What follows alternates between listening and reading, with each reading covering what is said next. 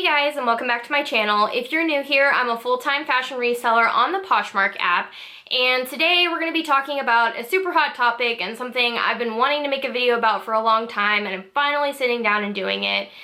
Today we're going to be talking all about sustainable fashion and why the reselling industry is basically saving the world and why reselling is so good for the earth.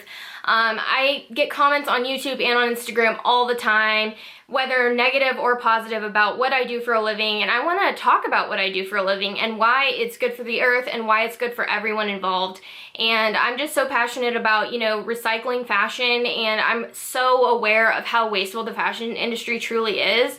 And I just want to go over some facts with you guys today to really clear the air. I've been getting a ton of negative comments on, especially my most recent video talking about getting scammed at TJ Maxx. That video got a lot of backlash, basically implying that reselling is bad, and I am just going to go over all of the myths and why this is one of the most misunderstood industries, and why we really need to be working on changing the stigma about used clothing, because we really need to be working towards a more sustainable way of enjoying fashion. So if this sounds interesting, then stay tuned.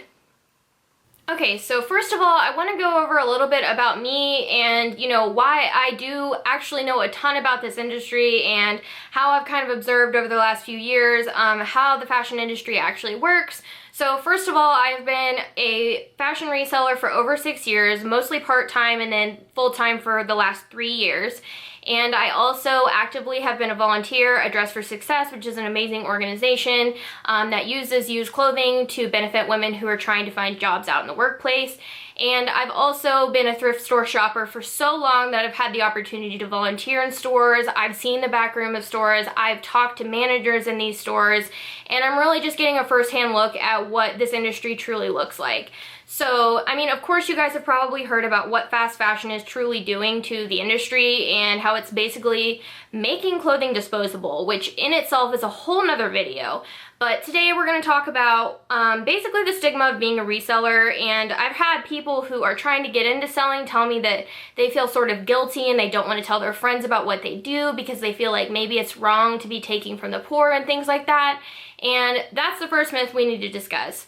So I've been getting a lot of backlash, especially on my most recent video about getting scammed at TJ Maxx. There's been so much backlash on that video, basically implying that I'm taking from the poor by reselling and that that's immoral and things like that, and that just could not be farther from the truth. Okay, so the first thing that we really need to go over is the clothing deficit myth, and that is the myth that a majority of Americans actually still believe to this day, and that is that there is someone in your immediate vicinity that is in need of your used clothing, which could not be farther from the truth. And I'm going to read you guys a little clip from an article that I found. And by the way, I'm going to be linking all of my sources below, so if you guys want to go read these, please be my guest, because I want everyone to be educated. I don't want you to take my word for it. I want you to educate yourself, read these articles, watch these videos, and really get to know this subject, because I'm really passionate about this and I really think everyone should know this. So this basically says, most people still believe when they donate clothing, they're donating much needed garments that people in need will gratefully take and wear with pride. But the fact is, Americans donate far too much clothing for the underprivileged in America to absorb, and much of it, as fast fashion has taken hold, is worthless and falling apart. Now, with this being said, most of the clothing that is donated to Goodwill and Salvation Army is actually sold off to a middleman and then eventually either recycled and used for scraps or sent overseas to a third world country. Now, when it does arrive overseas, it is used by secondhand dealers to make a profit, but the majority of it still ends up in a landfill, which ultimately isn't sustainable. But on top of that, our secondhand clothing industry that's being shipped overseas is actually killing local textile markets in that area. And a lot of times in Africa and other places in the world, they're actually trying to get rid of our secondhand clothing because it's killing their industries. So really, what we need to be doing is finding homes for the clothing that we actually have ownership of. So the most sustainable thing that we can actually do with our used clothing is to give it to someone in our immediate vicinity who actually wants it, or to sell it for a profit, which is what I do for a living. And with companies such as Poshmark and eBay, there's so much possibility for sustainability with this clothing, especially clothing that's still quality and isn't, in rips and pieces from H&M and Forever 21. There's quality clothing, and with the average American, you know, buying 70 plus articles of clothing a year, that is adding up to massive volumes that could never fully be absorbed by our local communities. So I actually have this come up a lot when I'm volunteering at Dress for Success. So when I am doing this, I'm helping to dress women for job interviews, and we get tons of local donations from people who still have their stuff on the dry cleaning hangers, and you know, they had a whole wardrobe from the 80s, and while they think that their clothing is actually super valuable and that it's going to be used by someone, quite frankly, we're not going to be able to dress our client in a suit with shoulder pads from the 1980s. Essentially, all of that stuff is either sold in our sale or redonated to a different thrift store and then ultimately ends up in a landfill. So the cycle is really not what people think it is. It's completely different. So when it's donated to thrift stores, ultimately probably Goodwill or Salvation Army, it's sold off to middlemen and then eventually shipped overseas. So the majority of our clothing is still ending up in landfills regardless of what people think of how needy people are in their community.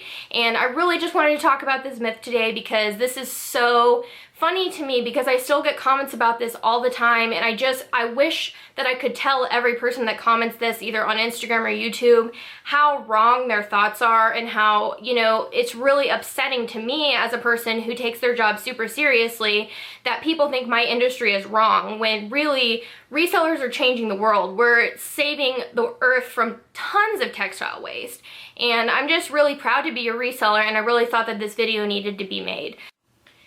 Now, there is one plus side to all of the textiles that are being donated on a regular basis, and that is A, it's supporting resellers who do sell online, it's supporting secondhand stores that buy at thrift stores and then resell locally, and it's also helping these charitable organizations to fund their projects. So essentially, for example, Goodwill usually uses the profits from their donations to use in local communities and to create jobs. So essentially, there is an upside to the clothing that is sellable, but the majority of it is not, which is unfortunate.